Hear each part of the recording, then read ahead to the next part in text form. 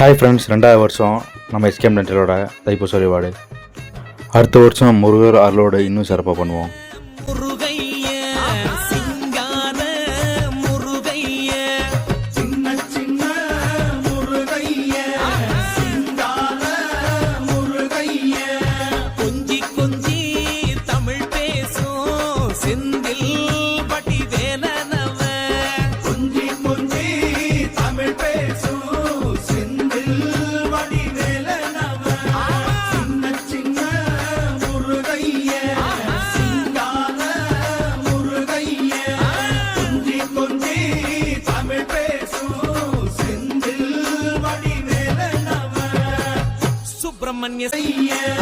கொஞ்சி கொஞ்சி தமிழ் பேசும் செந்தில் வடிவேலன்